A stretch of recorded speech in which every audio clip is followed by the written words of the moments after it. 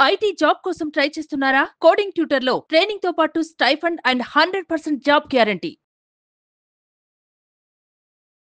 Hi viewers, India's largest digital media network Suman టీవీకి స్వాగతం. ప్రస్తుతం మనతో ఉన్నారు ఐఏఎస్ ట్రైనర్ మరియు సామాజికవేత్త మన బాలలత మేడం గారు ఉన్నారు. సో ఈ రోజు మన కవిత గారికి బెయిల్ వచ్చింది, దాని గురించి మేడంతో మాట్లాడదాం. మేడం నమస్తే. మేడం నమస్తే అండి. మేడం బాగా వైరల్ అయిపోతూ ఉంది ఢిల్లీ లిక్కర్ స్కామ్ కేసులో. ఆల్రెడీ మార్చి 15న కవితను జైల్లో వేసేశారు. అయితే ఇప్పుడు తనకి బెయిల్ వచ్చిందనమాట. ఈ బెయిల్ ఇచ్చినప్పుడు ఎలాంటి షరతులు ఉంటాయి మేడం? ఫస్ట్ జనరల్గా ఆడవాళ్ళకి ఇన్ని రోజులు బెయిల్ డినై చేయరు. ఓకే. ఇంతకు ముందు 2G స్పెక్ట్రమ్ స్కామ్లో కనిమొళి గారిని కూడా ఇలానే ఉంచేశారనమాట. యాక్చువల్లీ కొన్ని చట్టాల్లో, ప్రత్యేకమైన చట్టాల్లో కొంత ఎక్కువ కాలం జైల్లో ఉంచుతారు బెయిల్ డినై చేసేసి. అయితే ఈరోజు సుప్రీంకోర్టు ఢిల్లీ హైకోర్టును కూడా బాగా చివాట్లు పెట్టింది. దానికి ప్రధానమైన కారణం కవిత గారు చాలా ఇన్ఫ్లుయెన్షియల్ అని చెప్పి ఢిల్లీ హైకోర్టు ఆమెకి బెయిల్ డినై చేసింది. ఆవిడ ఎడ్యుకేటెడ్ ఉమెన్, ఆవిడ మంచి సోషల్ పొజిషన్లో ఉన్నారు, ఇలాంటి ఉమెన్కి మేము బెయిల్ ఇవ్వము అని చెప్పి. అసలు అలా చెప్తారు అంటే ఎడ్యుకేటెడ్ ఉమెన్కి ఇంకా బెయిల్ రాకూడదు అని చెప్పి సుప్రీంకోర్టు అడిగింది అనమాట. దాదాపు 150 రోజుల పైన ఆవిడ జైల్లో ఉన్నారు. ఇక్కడ సుప్రీంకోర్టు ఈరోజు ఆవిడకి బెయిల్ గ్రాంట్ చేస్తూ కొన్ని షరతులు పెట్టింది. ముఖ్యంగా విట్నెస్ సాక్షులను ఇన్ఫ్లుయెన్స్ చేయొద్దని, ఎవిడెన్స్ ట్యాంపర్ చేయొద్దని చెప్పిందనమాట. ఇవి చెప్తూ ఆవిడ పాస్పోర్ట్ సరెండర్ చేయాలి, ఎందుకంటే ఆవిడ కంట్రీలోనే ఉండాలి. జస్టిస్ గవాయ్, జస్టిస్ విశ్వనాథన్ ఇద్దరు కూడా ఢిల్లీ హైకోర్టు ఇంతకుముందు చెప్పిన కారణాలతో ఏకీభవించలేదు. ఎడ్యుకేటెడ్ ఉమెన్ కాబట్టి ఇవిడికి బెయిల్ డినై చేయటం ఇవన్నీ తప్పు అని చెప్పి కూడా గట్టిగా చెప్పారు. దాంతో పాటు ఇన్వెస్టిగేషన్ పూర్తయిపోయింది ఈ కేసులో, ఛార్జ్ షీట్ వేసేశారు. ఈడీ, సిబిఐ 2 కేసుల్లో చాలా వరకు ఇన్వెస్టిగేషన్ అయిపోయింది. కేసు మొత్తం ట్రయల్ అయ్యేదాకా ఈవెన్ జైలు ఎలా ఉంచుతారు? దాదాపు 490 పైన విట్నెస్లు ఉన్నారు. వీళ్ళందరూ సాక్ష్యాలు తీసుకునేదాకా జైల్లో ఉంచలేరు కదా. మనీష్ సిసోడియా కేసు ఇంతకుముందే జరిగింది. సుప్రీంకోర్టు దాదాపు ఏ మాటలు చెప్పింది, 15 నెలలు జస్ట్ అండర్ ట్రయల్గా ఒక వ్యక్తిని ఉంచుతారా విచారణ ఖైదీగా? నువ్వు తప్పు చేసి నిర్ధారించుంటే తప్పు ఉంచవచ్చు జైల్లో. So under trial custody is not a punishment అంది. ఒక పనిష్మెంట్ కాకూడదంది సుప్రీంకోర్టు. అంటే కేవలం ఒక నింద మోపి నువ్వు తప్ప ఒప్ప నిర్ధారించకుండా 10 నెలలు, 15 నెలలు, 5 నెలలు జైల్లో ఉంచడం తప్పు అని కూడా చెప్పింది సుప్రీంకోర్టు ఈ రోజున. అంటే విచారణ ఖైదీగా అంటే ఏమైందంటే ఎవరిపైనైనా కేసు వేసేయచ్చు, ఏదైనా వేసేయచ్చు, తర్వాత వాళ్ళని జైల్లో పెడతారు. ఆ తర్వాత కదా in fact under trial it self అంటే జైల్లో ఉంచడం, తప్పు చేయకముందే జైల్లో ఉంచడమే పెద్ద పనిష్మెంట్ అయిపోతుంది అనమాట. యాక్చువల్లీ ఎకనమిక్ అఫెన్సెస్లో, ఇలాంటి పెద్ద పెద్ద ఆర్థిక నేరాల్లో సౌత్ గ్రూప్ ఇది ఫర్ ఎగ్జాంపుల్ ఇదే అనుకుందాం, ఆ ట్రాన్సాక్షన్స్ ఎక్కడ జరిగినాయి, ఎలా జరిగినాయి, ఇవన్నీ ప్రూవ్ చేయడం తేలికైన విషయాలు కాదు. ఇవన్నీ చివరికి ప్రూవ్ అవ్వవు. ఈవెన్ 2G స్పెక్ట్రమ్ కూడా చాలా పెద్ద స్కామ్ అన్నారు, కానీ ఇంతవరకు ఏమీ ప్రూవ్ అవ్వాలి. 15 ఏళ్ళ నుంచి నడుస్తుంది. ఇది కూడా అంతే అనమాట. ఈ ఒక్కసారి ఇది ట్రయల్కి వచ్చిన తర్వాత దీన్ని ప్రూవ్ చేయడం అంత ఈజీ కాదు. కాబట్టి ఆల్మోస్ట్ మీరు చూస్తే మనీష్ సిసోడియా బెయిల్ కానీ, ఇప్పుడు కవిత గారి బెయిల్ కానీ, ఇవన్నీ జస్ట్ వరకు ట్రయల్లో వాళ్ళు ఉన్నారు, జైల్లో ఉన్నారు. తర్వాత ఇదంతా అండర్ ట్రయల్గా వాళ్ళు ఉంది. చాలా మందికి తెలియదు. జైలుకి వెళ్ళిపోయింది అంటే కేసు అయిపోయింది, వాళ్ళపైన తప్పు వేసేసారు, జడ్జెస్ డిసైడ్ చేశారు, వీళ్ళు జైలుకి వెళ్ళారు అనుకుంటారు. సామాన్య ప్రజలకి ఇదంతా అర్థం కాదు. ఇదంతా కూడా అండర్ ట్రయల్ మాత్రమే. ఇంకా విచారణ జరగలే ఈ కేసులో, ట్రయల్ స్టార్ట్ అవ్వాల. కోర్టు ఏం చెప్పిందంటే ఎప్పుడు ట్రయల్ పిలిస్తే అప్పుడు రావాలి, 10 లక్షలు బాండ్ కట్టాలి, ఇవన్నీ చెప్పింది అనమాట.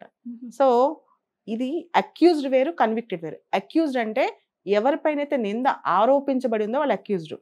కన్విక్టెడ్ అంటే ఎవరిపైనైతే నింద ప్రూవ్ అయిందో వాళ్ళు కన్విక్టెడ్ అనమాట. ఈ కేసులో వీళ్ళెవరు ఇంకా కన్విక్షన్ అవ్వలేదు, ఇదంతా అక్యూజ్ స్టేజ్ అనమాట. సో దానికి దీనికి చాలా తేడా ఉంది. క్రిమినల్ లాలో ఒక సిద్ధాంతం ఉంటుందండి, let 100 culprits escape, 1 innocent should not get punishment. అంటే 100 మంది దోషులైనా తప్పించుకోవచ్చు కానీ ఒక నిర్దోషికి శిక్ష పడకూడదు. అలానే the guilt of the accused should be proved beyond reasonable doubt.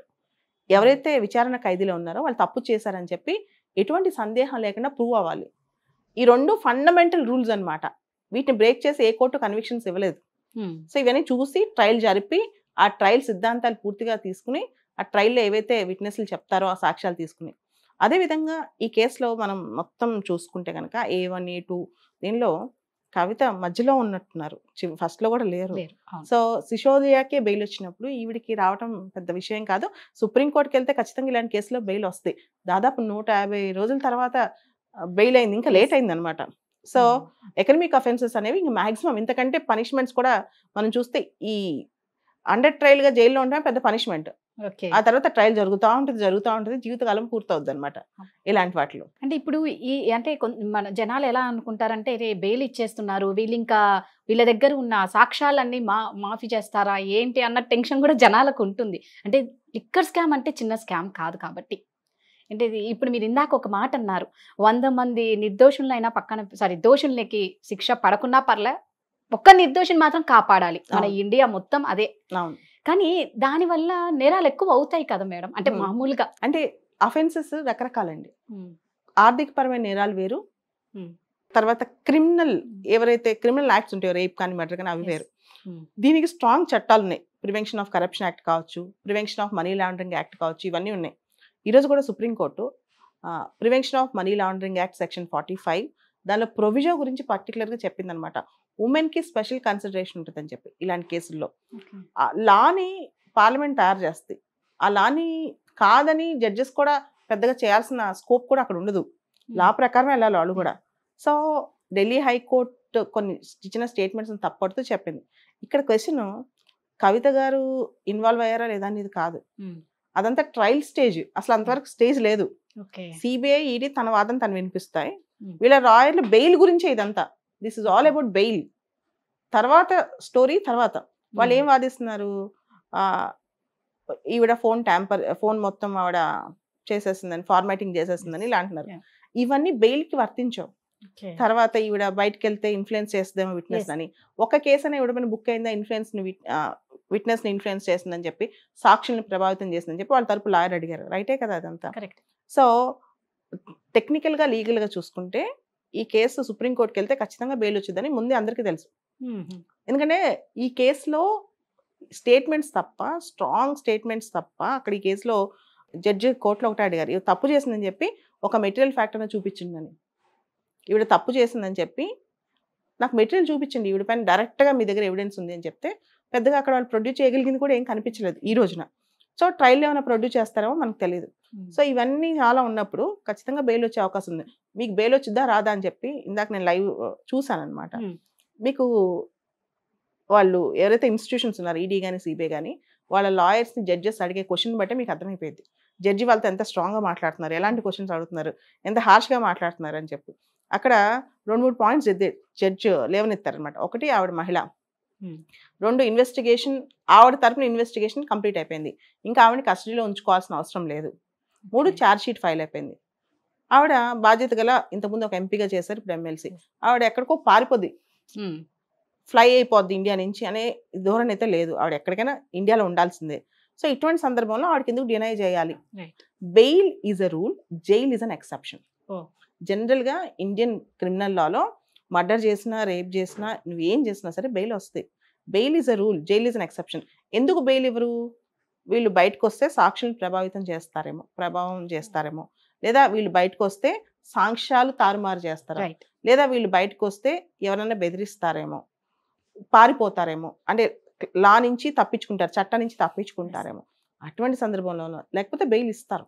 ఎందుకంటే ట్రయల్ అనేది చాలా టైం పడుతుంది ఇలాంటి కేసుల్లో. ఎంతో మంది, ఎన్నో డేట్స్ ఉంటాయి దీనిలో, ఎంతో ట్రయల్స్ ఉంటాయి. మీరు చూడండి, పెద్ద పెద్ద కేసులు ఇండియాలో 10 ఏళ్ళు 20 ఏళ్ళు కూడా ట్రయల్స్ జరుగుతూనే ఉన్నాయి. మరి అలాంటప్పుడు ఎన్ని రోజులు వీళ్ళు జైల్లో పెడతారు? ఈవెన్ మనీష్ సిసోడియా అని కూడా ఎన్ని రోజులు పెట్టగలరు? అరవింద్ కేజ్రీవాల్ నాకు తెలిసి నెక్స్ట్ వీక్లో ఆయనది కూడా సుప్రీంకోర్టుకి వస్తుంది. వచ్చినప్పుడు ఈ మంత్ వచ్చే నెలలో ఆయన కూడా బయటకు రావాల్సింది, ఈ నెల వచ్చే నెలలో. సూపర్, మీరు 100% కరెక్ట్ గానే చెప్పారు. అంటే లేడీస్ కి నిజంగా మీరు అన్నట్టు ఇదే లేట్ ఏమో, కవితకే లేట్ గా వచ్చిందేమో బెయిల్ అనిపిస్తుంది. లేదు, చాలా మంది చెప్పాను కదా ఇందాక, ఇంతకు ముందు చెన్నైలో, మెడ్రాస్లో కనిమొళి, తను కూడా ఎంపీగా చేశారు, ఇప్పుడు కూడా ఉన్నారు తనది కూడా ఇలానే జరిగింది. ఇంతకంటే ఎక్కువ కాలమే ఉంది ఆవిడ కూడా జైల్లో, సేమ్ జైల్లో ఉన్నట్టుంది ఆవిడ కూడా. సో ఇంకా ఈ కవిత గారు ఈ వచ్చిన బెయిల్ తో తనకు వచ్చిన షరతుల్ని పాటించుకుంటూ, అంటే వాళ్ళు ఇచ్చారు కాబట్టి ఇంకా నెక్స్ట్ ఏం జరుగుతుందో అందరూ వెయిట్ చేస్తూ ఉంటారు. లేదండి, ఈ కేసెస్ టేక్స్ టైం. టైం తీసుకుంటారు. చాలా మీరు చూడండి, చాలా కేసెస్ ఉన్నాయి ఇలాంటివి. ఇవన్నీ కూడా ఈ రోజు తేలేవి కాదు, ఇప్పుడు తేలేవి కాదు, ఇంకా నడుస్తూనే ఉంటుంది. మీరు అన్నట్టు సంవత్సరాల కొద్దీ ఇంకేదో లైఫ్ లాంగ్ నడుస్తూనే ఉంటదేమో, లైఫ్ టైం అంతా పడుతుంది పడుతుంది. ఎంతవరకు ఈ కోర్టులో నించుంటాయి ట్రయల్ అనేది కూడా doubt. Thank you so much. Thank you అండి.